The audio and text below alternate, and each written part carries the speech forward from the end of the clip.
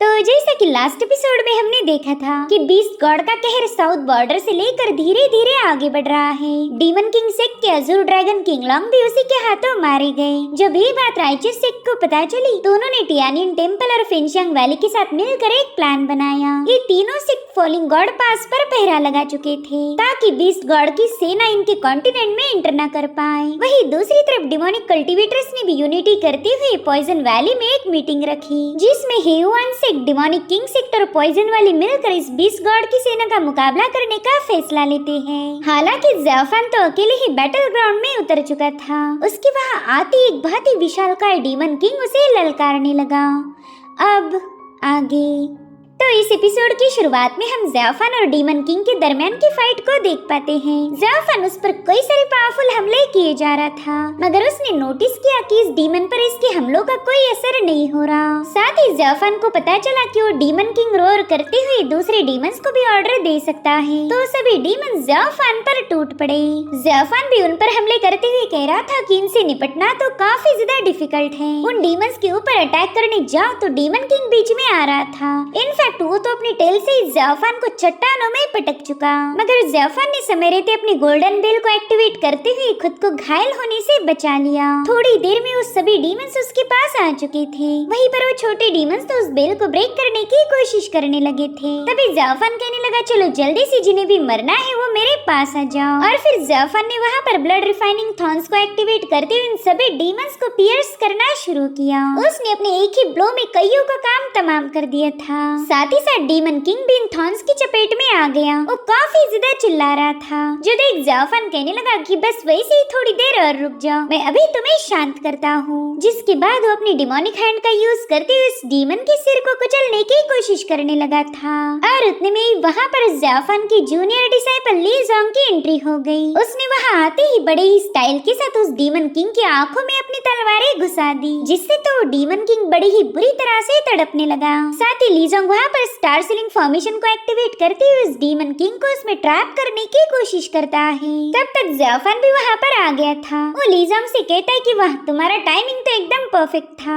जिस पर ली जोंग जवाब देते हुए कहने लगा कि मैं अपने वाइस सेक्ट मास्टर के इम्पोर्टेंट मैटर को कभी डिले नहीं कर सकता। इधर वो डीमन किंग बुरी तरह से झटपटाने लगा। उसे बस स्टार सीलिंग फॉर्मेशन से बाहर निकलना था, मगर ज़ेफान के वहाँ होते हुए ये पॉसिबल नहीं। अब वो सीधे उस डीमन किंग के सिर पर अटैक करने के लिए पहुंच चुका था, मगर तभी उस डीमन किंग की बॉडी से एक और पर्सन बाहर आ गया। उसने ज़ेफान के अटैक को रोक लिया था, जो देखकर ली जोंग और ज़ेफान दोनों भी शॉक हो गए। वे लेवंदा कोई और नहीं बल्कि अजूर ड्रैगन किंगलॉन्ग था, जो कि एक दिन पहले इस साउथ बॉर्डर पर मारे गए थे। उन्होंने बड़े ही कूल अंदाज में ज़ेफान के अटैक को काउंटर करते हुए उसके पीछे पुश कर दिया। ज़ेफान उस डीमन किंग से कह रहा था कि तुमने अजूर ड्रैगन को मारा था और अब वो तुम्हारे गुलाम बन चुके हैं। वेल, इस बीस्ट का नाम था टाइगर डीमन किंग। अब ये सीन यहीं पर कट होकर हमें पॉइजन वैली का मेन हॉल दिखाया गया, जहाँ पर हेयुआन सेक्ट की होली मदर कह रही थी कि बीस्ट टाइड काफी ज्यादा भयानक है। ह्यूमंस के पास इतनी स्ट्रेंथ ही नहीं जो इसे रोक पाए। सो गाइस, बीस्ट टाइड का यहाँ पर मतलब था डिमोनिक बीस्ट का सैलाब, जिसे डीमन किंग लीड कर रहे थे।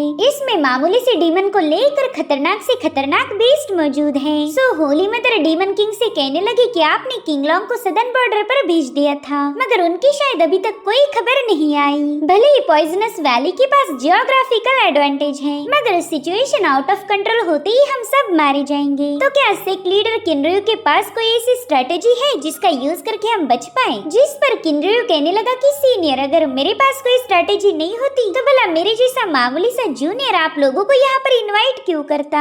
आप लोगों को डिसअपॉइंट करना मेरा बिल्कुल भी मकसद नहीं है। आप लोग मेरे साथ चलिए, मैं आपको कुछ दिखाना चाहता हूँ। जिसके बाद ये लोग किनरयू के साथ एक डायस की तरफ जाने लगे। किनरयू बता रहा था कि मेरे पॉइजनस वैली के एंसेस्टर ने न जाने कितने साल कड़ी मेहनत करके स्पिरिचुअल एनर्जी के फ्लो को अर्थ प्रिंसिपल के साथ कंबाइन करके ये फॉर्मेशन डिजाइन किया था। अगर ये एक बार एक्टिवेट हो जाए तो इसमें सितारों को मूव करने की पावर है। इनफैक्ट ये गैलेक्सी में चल रहे कॉन्स्टेलेशंस को भी बदल सकता। तो डीमन किंग थोड़े से डाउटफुल होकर इस फॉर्मेशन की तारीफ कर रहे थे। किनरयू ने बताता है कि मेरे मास्टर ने मरने से पहले मुझे कई बार समझाया था कि मैंने इस फॉर्मेशन को एक्टिवेट नहीं करना है। ये मैं तभी करूँगा जब हमारा सेक्ट पूरी तरह से तबाही के कगार पर खड़ा हो। इसके अलावा ये फॉर्मेशन में एक्टिवेट नहीं कर सकता। साथ ही यहाँ पर किनरियो ने चुपके से अपने जेड सील को भी बाहर निकाल लिया था।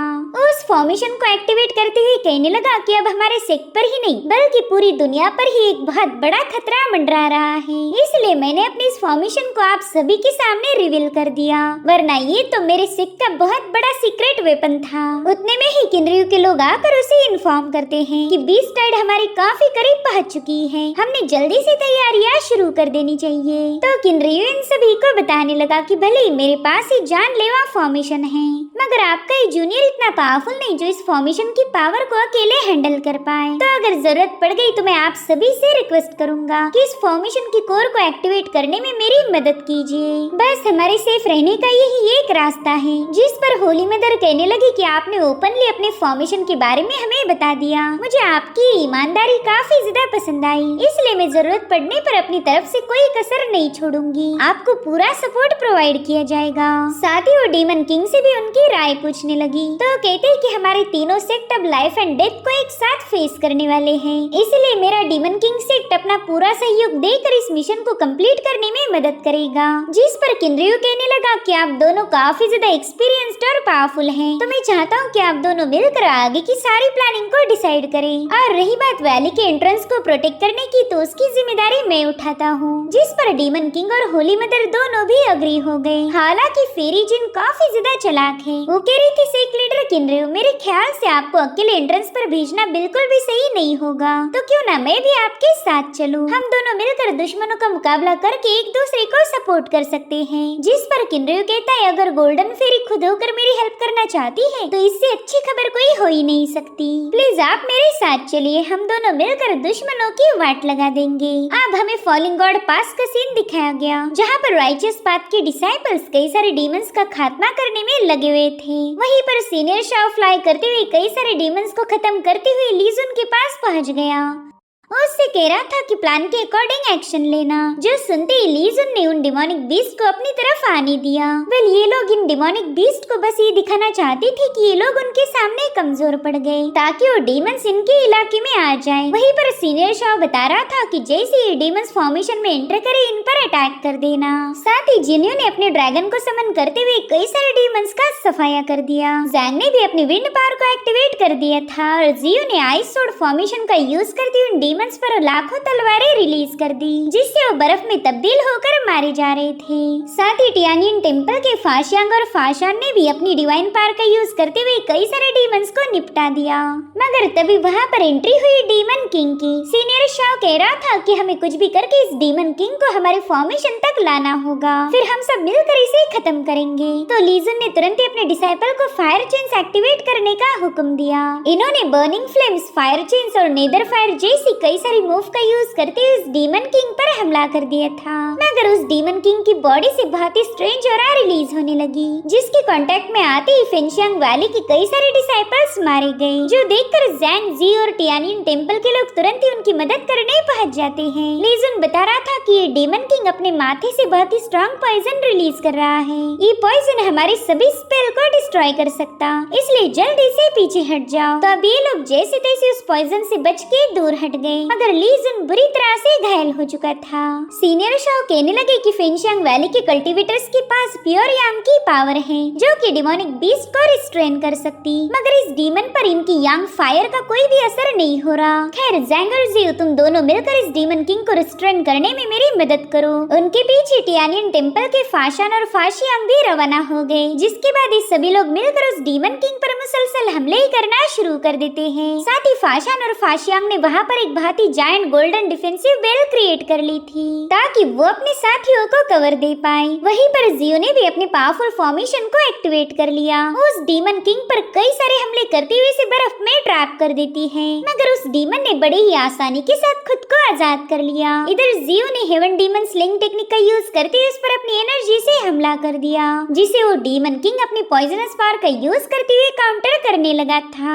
उन दोनों की पावर्स में वहाँ पर एक जोरदार क्लैश हो चुका था। वहीं दूसरी तरफ ज़ाओफान और किंगलोंग के दरमियान भी मुकाबला शुरू हो चुका था। इसी दरमियान ज़ाओफान बताता है कि गॉड्स और डीमंस के रिकॉर्ड के अकॉर्डिंग जो भी डीमंस दूसरों को डिवावर करके उनके स्पिरिट को रिफाइन कर सकते हैं, वो उन मरे हुए लोगों को आजाद नहीं होने देते। वो मरे हुए लोग कभी भी रीइंकारनेट नहीं हो सकते। और इस डीमन के हाथों मरने की वजह से सीनियर किंगलोंग की भी ऐसी ही हालत हो गई। इधर वो डीमन किंग ली जोंग को निगलने ही वाला था कि तभी ज़ाओफान ने अपने वेपन से उस डीमन पर अटैक करते हुए ली जोंग को बचा लिया। उतने में ही किंगलोंग ज़ाओफान पर हमला करने की पूरी कोशिश में थे, तो ज़ाओफान जैसे तैसे उसे डॉच करने लगा। वहीं पर ली जोंग अज़ूर ड्रैगन से पूछ रहा था कि आपको आखिर हो क्या गया है, आप हमारे वाइस मास्टर पर हमला क्यों कर रहे हो। मगर किंगलोंग ने तो उस पर हमला भी कर दिया। इधर जी उस डीमन पर पावरफुल ब्लो हिट कर चुकी थी। वो सोचती कि मैंने हेवनली बुक और अज़ूर क्लाउड टेक्निक दोनों को मर्ज करके इस पर हमला किया, मगर फिर भी ये डीमन मारा नहीं गया। पता नहीं इसे मारने के लिए हमें कौन सी टेक्निक का यूज करना होगा।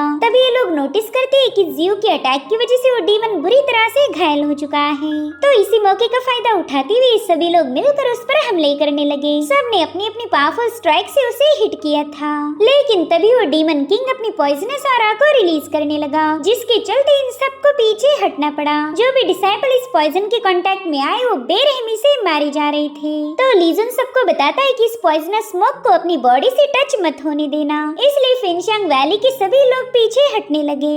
उतने में ही उस डीमन किंग ने अपनी जबरदस्त पावर का यूज करते हुए डिफेंसिव गोल्डन बेल पर अटैक करना शुरू कर दिए, ताकि इस बेल में छुपे हुए सभी इलाइट डिसाइपल्स को एक ही चुटकी में खत्म कर पाए। वहीं पर फाशान और फाशियांग मिलकर उस गोल्डन बेल को बचाने के लिए अपनी जी जान लगा देते हैं, मगर उस डीमन किंग ने बाजी मार ली थी। उस डीमन किंग ने फाइनली उस गोल्डन बेल को ब्रेक कर दिया था। वहीं पर सीनियर शाओ अपने साथियों को बता रहा था कि हमारे कॉन्टिनेंट के सभी मॉर्टल लोग नॉर्थ दिशा की तरफ जा चुके हैं, वो ज्यादा दूर नहीं गए होंगे। अगर हम इन डीमंस को रोक नहीं पाए तो सभी लोग इनके हाथों मारे जाएंगे, इसलिए हम फॉलिंग गॉड पास को किसी भी कीमत पर हार नहीं सकते। इस किले को हमें बचाना ही होगा, वरना फिर ये समझ लो कि हमारी दुनिया तबाह हो जाएगी। इसलिए अपनी आखिरी सांस तक मेरा साथ दो, ताकि हम इस दुनिया को बचाने की एक कोशिश कर पाए। जिसके बाद ये लोग तुरंत ही उस डीमन किंग पर हमला करने के लिए रवाना हो गए। इधर अज़ूर ड्रैगन किंगलोंग को आउट ऑफ कंट्रोल होता हुआ देखकर ज़ाओफान उसे अवेकन करने की कोशिश करने लगा।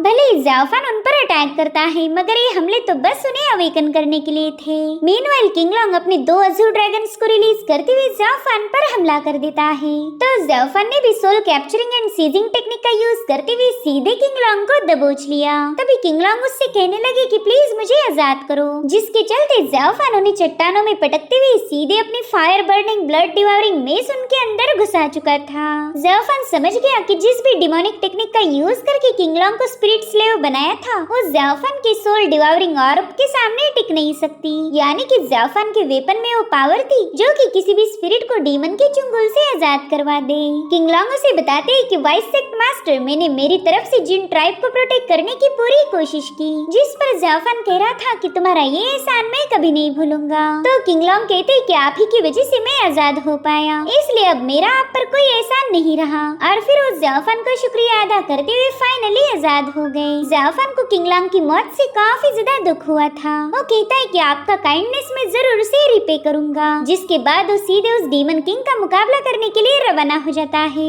वहीं दूसरी तरफ ली जोंग उस डीमन किंग की ताकत को देखकर काफी ज्यादा पैनिक हो गया था। ये लोग चाहे कुछ भी क्यों न कर ले, उस डीमन किंग को हरा नहीं पा रहे थे।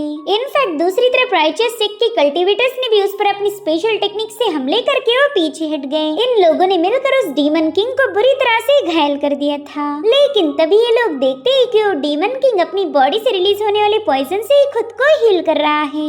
यानी कि इस डीमन के पास ऑफेंस, डिफेंस और हीलिंग ऐसी तीनों एबिलिटीज थी। जियो कह रही थी कि इस डीमन की बॉडी में बहुत ही स्ट्रेंज पॉइजन मौजूद है। अगर हम उसे घायल करें और ये खुद को हील करता रहा तो शायद हम इसे ज्यादा देर तक होल्ड नहीं कर पाएंगे।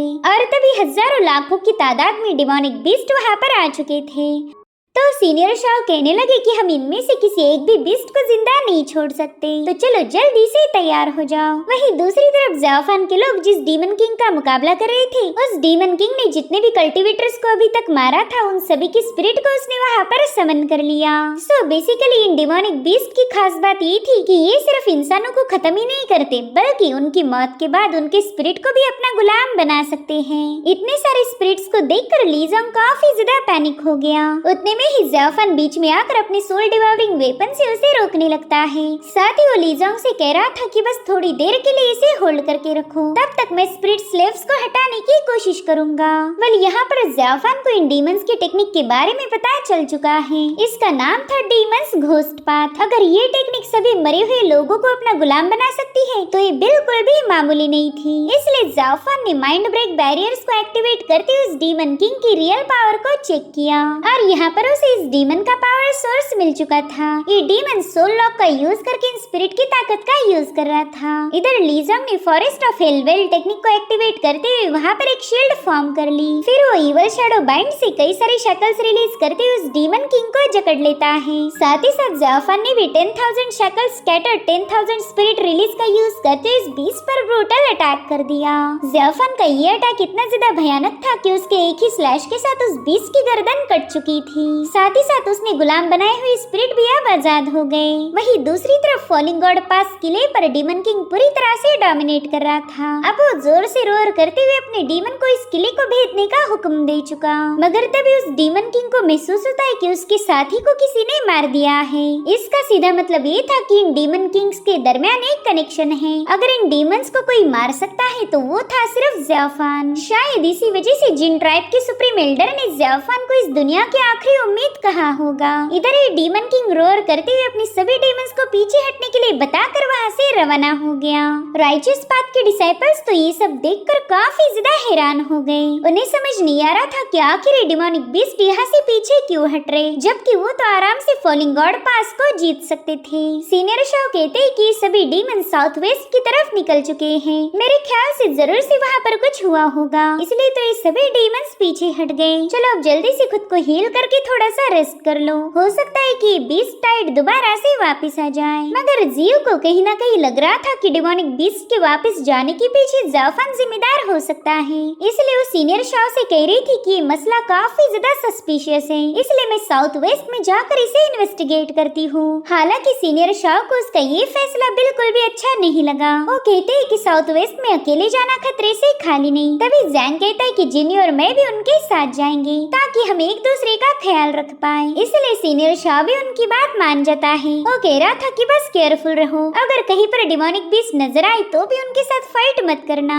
जिसके बाद इस सभी लोगों ने अलविदा कहकर साउथ वेस्ट की तरफ रवाना हो गए। सीनियर शाओ लीजुन से कह रहा था कि अब हम भी अज़ुर क्लाउड पीक पर वापस जाएंगे ताकि यहाँ की सिचुएशन के बारे में हम अपने मास्टर्स को रिपोर्ट कर पाए, जिसके बाद हम वापस आकर इस इलाके को गार्ड करेंगे। अब सीन शिफ्ट होकर हम पॉइजन वैली के डिसाइपल्स को देख पाते हैं, जो कि अपने सामने आने वाले डीमंस को पॉइजनस अटैक करके खत्म किए जा रहे थे। गोल्डन फेरी जिन किनरयू से कह रही थी कि आपके पास जियोग्राफिक एडवांटेज है, आप बड़ी ही आसानी से इन डिमोनिक बीस्ट को माउंटेन और रिवर की पावर का यूज करके खत्म कर सकते हो, तो फिर आपको यहाँ पर पर्सनली आने की क्या जरूरत थी। जिस पर किनरयू कहता है कि मेरे ख्याल से फेरी जिन मजाक कर रही, जैसा कि आपको पता ही होगा मेरा पुराना दोस्त वैली में अभी तक नहीं आया, इसलिए तो इस बेचारे किनरयू को अपने दोस्त ज़ाओफान की काफी ज्यादा फिक्र हो रही। और उतने में वहाँ पर रेड ऑरा फैलने लगी थी, जो कि ज़ाओफान की स्पेशलिटी है। ज़ाओफान उस डीमन किंग के सिर को काटकर घसीटते हुए अपने साथ लाया था,